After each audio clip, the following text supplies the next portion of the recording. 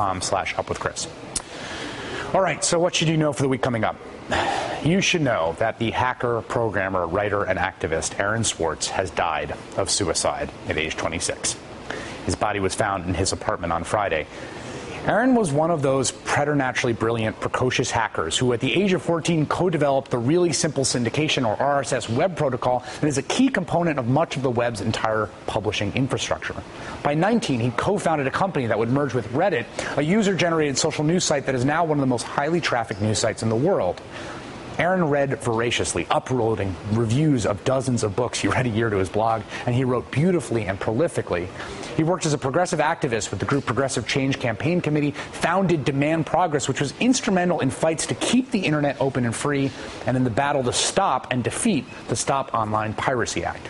He developed the architecture for the Creative Commons licensing system that so many in the internet use, and in 2010, he and I were both fellows at Harvard's Safra Center for Ethics.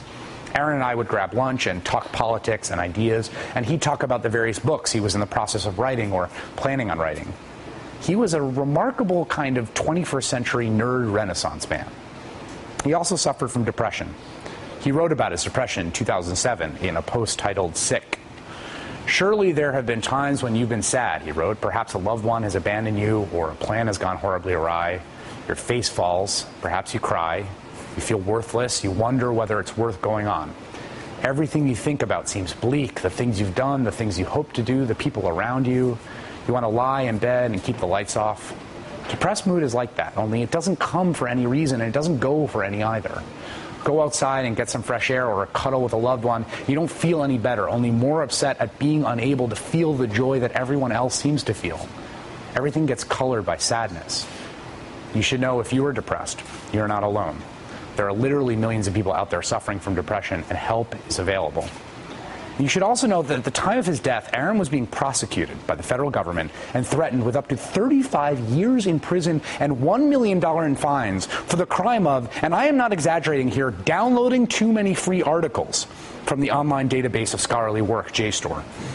Aaron had allegedly used a simple computer script to use MIT's network to massively download academic articles from the database that he himself had legitimate access to, almost 5 million in all, with the intent, prosecutors allege, of making them freely available, although he never did. You should know that despite JSTOR declining to press charges or pursue prosecution, federal prosecutors dropped a staggering 13-count felony indictment on Aaron for his alleged actions.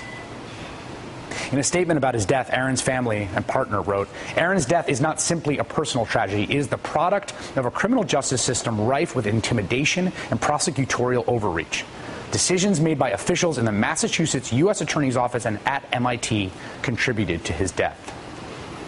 You should know his death is a good reason to revisit the 1986 Computer Fraud and Abuse Act, the law under which he was prosecuted, since it is far too broad.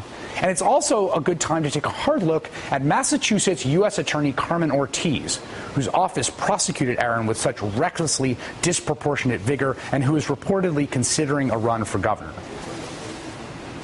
You should know we're going to miss you, Aaron. We're going to miss your brilliant mind, your righteous heart, and your sensitive soul. I want to find out what my guests think we should know for the week coming up. Joy, I'll start with you.